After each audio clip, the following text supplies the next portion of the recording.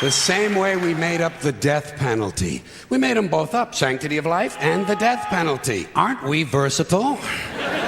And you know, in this country now, there are a lot of people who want to expand the death penalty to include drug dealers. This is really stupid. Drug dealers aren't afraid to die. They're already killing each other every day on the streets by the hundreds. Drive-bys, gang shootings, they're not afraid to die. Death penalty doesn't mean anything unless you use it on people who are afraid to die. Like the bankers who launder the drug money. The bankers who launder the drug money.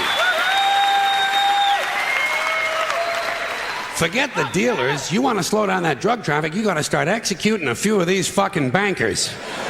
White, middle-class, Republican bankers.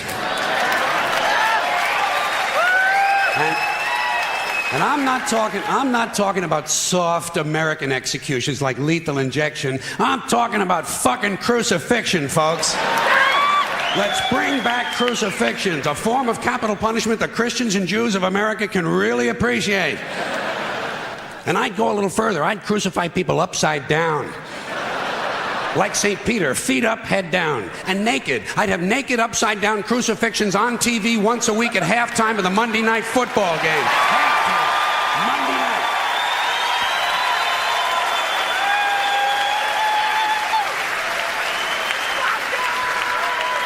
The Monday night crucifixions. You'd have people tuning in, don't even care about football. Wouldn't you like to hear Dan Deerdorf explain why the nails have to go in at a certain angle? And I'll guarantee you one thing, you start nailing one white banker per week to a big wooden cross on national TV, you're going to see that drug traffic begin to slow down pretty fucking quick. Pretty fucking quick. You won't even be able to buy drugs in schools and prisons anymore. Now, I don't care about capital punishment one way or another because I know it doesn't do anything. It doesn't do anything except maybe satisfy a kind of biblical need for revenge. You know, if you read the Bible, you see that it's full of retribution and revenge. So really, capital punishment is kind of a religious ritual. It's a purification rite. It's a modern sacrament. And as long as that's true, I say, let's liven it up a little. I honestly believe if you make the death penalty a little more entertaining and learn to market it correctly, you just might be able to raise enough money to balance the stupid fucking budget. Balance the stupid fucking budget. And don't forget, the polls show the American people want capital punishment and they want a balanced budget. And I think even in a fake democracy, people ought to get what they want once in a while, just to feed this illusion that they're really in charge. Let's use capital punishment the same way we use sports and television in this country to distract people and take their minds off how bad they're being fucked by the upper 1%. Now, Unfortunately, Monday Night Football doesn't last long enough. What we really need is year-round capital punishment on TV every night with sponsors. Gotta have sponsors. I'm sure as long as we're killing people, Marlboro Cigarettes and Dow Chemical will be proud to participate. Proud to participate. Balance the stupid fucking budget. And let me say this to you, my interesting Judeo-Christian friends, not only do I recommend crucifixions, I'd be in favor of bringing back beheadings. Beheadings on TV, slow motion, instant replay. And maybe you could let the heads roll down a little hill and fall into one of 5 numbered holes.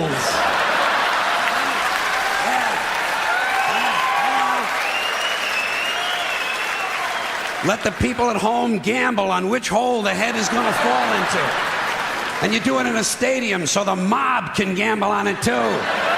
Raise a little more money. And if you want to expand the violence a little longer to sell a few more commercials, instead of using an axe, you do the beheadings with a handsaw.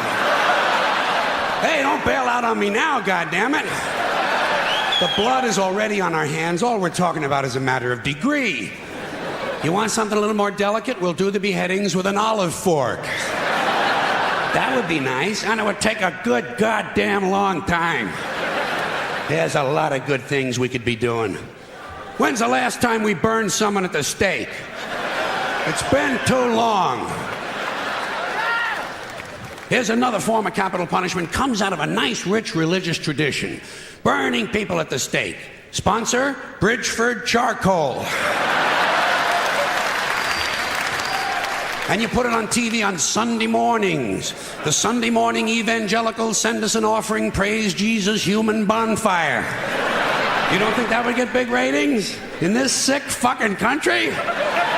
Shit, you'd have people skipping church to watch this stuff.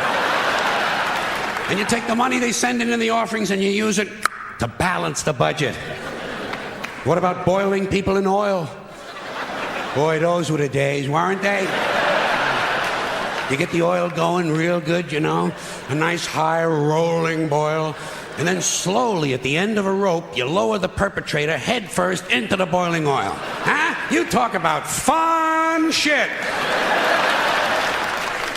And just to encourage citizen participation, you let the mob in the stadium control the speed of the rope. Good, clean, wholesome family entertainment. The kids will love it. The kids will love it. And at the same time they're enjoying themselves, we're teaching them a nice Christian moral lesson. Boiling people in oil. Sponsor? Crisco. And maybe instead of boiling all these guys, every now and then you could French fry a couple of them, you know? French fried felons. Dip a guy in egg batter just for a goof, you know? Kind of a tempura thing, huh? Jeffrey Dahmer never thought of this shit, did he? Jeffrey Dahmer, eat your heart out. Which is an interesting thought in and of itself.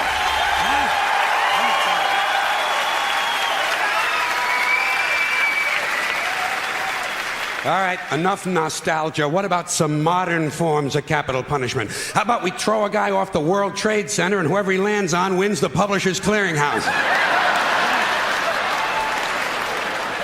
Okay, something a little more sophisticated. You dip a guy in brown gravy and lock him in a small room with a Wolverine who's high on angel dust. There's one guy's not going to be fucking with too many kids at the bus stop for a while, huh? Here's something really nice you could do. You shoot a guy out of a high-speed catapult right into a brick wall. Trouble is, it would be over too quick. No good for TV, you know. You'd have to do a whole bunch of guys right in a row. Rapid fire capital punishment. 15 catapults. While you're shooting off one, you're loading up the others. Of course, every now and then you would have to stop to clean off the wall. Cleanliness, right next to godliness. All right, high tech. I sense some of yous are waiting for high tech. I got it. You take a small tactical nuclear weapon and stick it up a guy's ass. A thermonuclear suppository. Preparation H-bomb. You talk about fallout, huh? Whoa. Or you take the bomb and you stick it just inside that little hole on the end of a guy's dick, you know? Yeah, a bomb in the dick. When it goes off, the guy wouldn't know whether he was coming or going. Get out of here. I got you. Hey. Now I probably got the feminists all pissed off at me because I'm joking about rape. Feminists want to control your language. Feminists want to tell you how to talk. And they're not alone. They're not alone. I'm not picking on the feminists. They got a lot of company in this country. There's a lot of groups, a lot of institutions in this country want to control your language. Tell you what you can say and what you can't say. Government wants to tell you some things you can't say because they're against the law. Or you can't say this because it's against the regulation. Or here's something you can't say because it's a secret. You can't tell him that because he's not cleared to know that. Government wants to control information and control language because that's the way you control thought. And basically that's the game they're in. Same with religion. Religion is nothing but mind control. Religion is just trying to control your mind, control your thoughts. So they're going to tell you some things you shouldn't say because they're sins. And besides telling you things you shouldn't say, religion's going to suggest to you some things you ought to be saying. Here's something you ought to say first thing when you wake up in the morning. Here's something you ought to say just before you go to sleep at night. Here's something we always say on the third Wednesday in April after the first full moon in spring at 4 o'clock when the bells ring. Religion is always suggesting things you ought to be saying. Same with political groups of all kinds. Political activists, anti-bias groups, special interest groups are going to suggest the correct political vocabulary, the way you ought to be saying things, and that's where the feminists come in. Now, as I said, I got nothing against the feminists. In fact, I happen to agree with most of the feminist philosophy I have read. I agree, for instance, that for the most part, men are vain, ignorant, greedy, brutal assholes who've just about ruined this planet. Who've just about ruined this planet because they're afraid someone might have a bigger dick out there somewhere. Men are basically insecure about the size of their dicks, and so they go to war over it. You don't have to be a political scientist or a history major to see the bigger dick foreign policy theory at work. It goes something like this. What? They have bigger dicks? Bomb them! And of course, the bombs and the bullets and the rockets are all shaped like dicks. I don't understand that part of it, but it is part of the equation. So I agree with that abstract, that males have pushed a technology that just about has this planet in a stranglehold. Mother Earth, raped again. Guess who? Hey, she was asking for it. I also happen to like it when feminists attack these fat-ass housewives who think there's nothing more to life than sitting home on the telephone, drinking coffee, watching TV, and pumping out a baby every 9 months.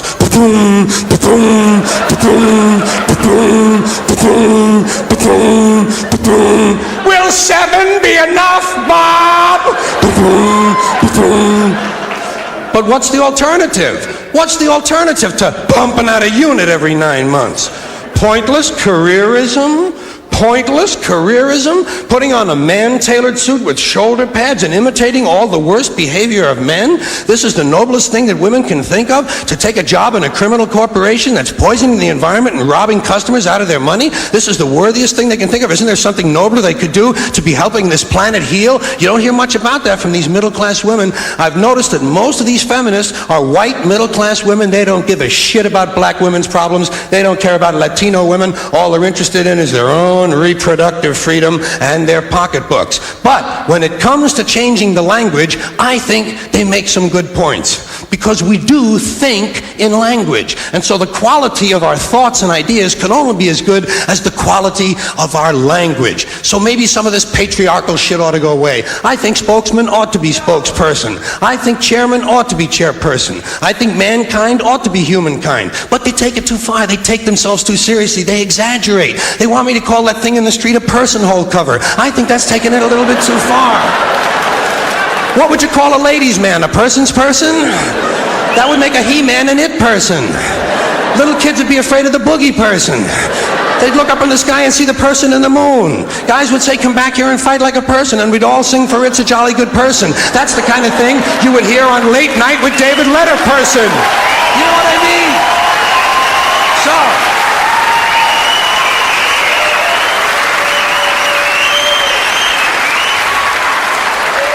So I think it's an exaggeration, and I like to piss off any group that takes itself a little bit too seriously. And it does not take a lot of imagination to piss off a feminist. All you got to do is run into Now Headquarters or Ms. Magazine and say, hey, which one of you cute little cupcakes wants to come home and cook me a nice meal and give me a blowjob? Blowjob!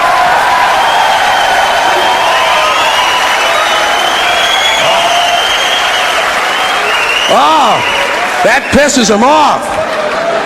You want to piss off a feminist? Call her a cum catcher. That'll get her attention. Ah, don't act disgusted. Don't act disgusted. Half of you are going to go home and go down on each other tonight, remember? If you're willing to swallow cum, let's not make believe something I said was disgusting, okay? Huh? All right. Let's not have a double standard here. One standard will do just fine. Now, speaking of blowjobs, do you know why they call it a blowjob? So it'll sound like it has kind of a work ethic attached to it. Make you feel like you did something useful for the economy. Hey, time for a few fart jokes. Where would a comedy show be without a few fart jokes? Question. Did you ever have to fart on a bus or an airplane or in some public place, but you hadn't been farting all that day, so you didn't really know the nature of the beast? You only knew there was lots of it. In a situation like that, what you have to do is to release a test fart.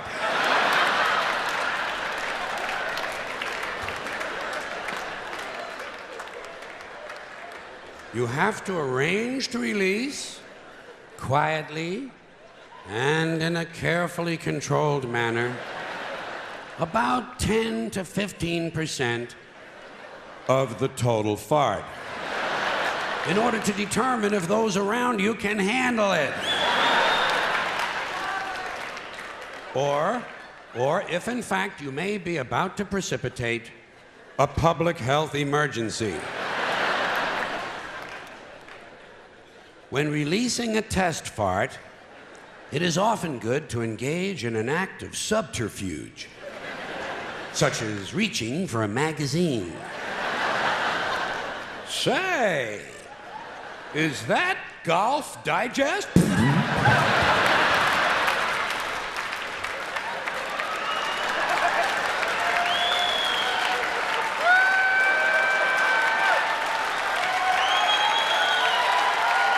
Wow. That doesn't smell too horrifying. In fact, in an odd way, it's rather pleasant. I think they ought to enjoy the rest of this baby.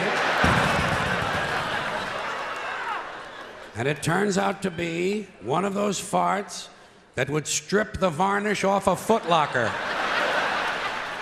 A fart that could end a marriage. And everyone around you heads for the exits. Even the people on the airplane. As you realize, it is time to review your